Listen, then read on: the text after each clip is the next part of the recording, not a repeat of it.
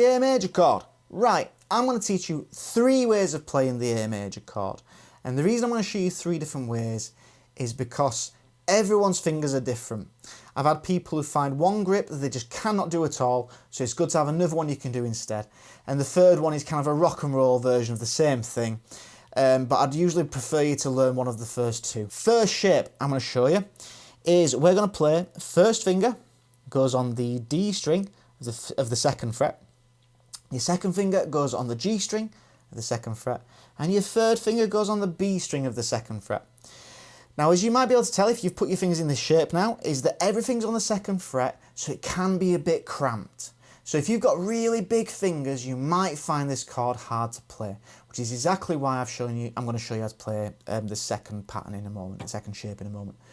So let's just start with this one though. So I have got a video on the YouTube channel saying about how to practice chords, but the long and short of it is you put your fingers in the right places, then you want to play each note individually. So we start with the A string, that's the first one you play in this chord, so A string, D string, G string, B string, E string. If they all sound right, you can then strum the chord, take your fingers off, put them back on again, and do the exact same thing. If any of the notes, when you pick the chord, don't sound correct, that means you'll have to make adjustments to make it sound as correct as possible. As I always say, that you want your fingers to be as close to the fret as you can without touching the fret. Obviously, with everything being on this 2nd fret, you're not going to be able to get all your fingers right up to the fret end. So this is where you have to be as cautious as you can with your finger placement to make sure it sounds right. So if you did pick the chord, like that, none of the notes really sounded clear to me. So this one, I want to put a bit more pressure on. Sounds better. Sounds a bit buzzy, so I'll try and get it into a bit of a better place. Maybe use my fingertip more. This one sounds all right. Last one. That's been deadened, so I'm going to adjust my fingers so I'm not touching that open string. There we go. Play them all. Sound correct. Now strum. Fingers off. Start again. Grip number 2. So we're going to start this time with your first finger going on the G string 2nd fret, 2nd finger on the D string 2nd fret, and the 3rd finger on the B string 2nd fret.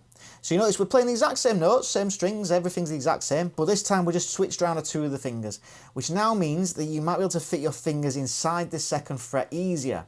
So this might end up being a bit of a better shape for you. This is the one I usually recommend to people first. I don't play this one that much, to be honest, but this is the one that I think is probably a bit better for you to get sound good, to get the sound really good. So fingers are in shape, play the notes, strum the chord. It's that easy. 3rd shape, this is the rock and roll A. You'll hear bands like AC/DC and Rolling Stones, everyone does this shape. I'd recommend the other 2 ones to get used to first, but when you get into your rock and roll stuff, you might want to start doing this, and this one's going to be valid for this lesson we're doing. All we're going to do, take your first finger, and you're going to put it across the 2nd fret from the D string, on the G string and the B string, and you flatten the finger. So we're doing what's called a bar, or a bar A. And this finger basically presses down all the 3 strings that we're after. So again, we just play the notes individually. Strum the chord. What you will probably find is that you cannot get the open E string to sound right. It'll sound dead. When it comes to rock and roll, that doesn't matter anyway, so that's why a lot of people do this. It's better to play stood up. It's simpler, and it sounds good even if you don't get that E string open. So if you do get that, I won't worry about it too much. But this is your 3rd option for an A chord, and it sounds really cool as well. So that's it. There you have it. That's the A major chord.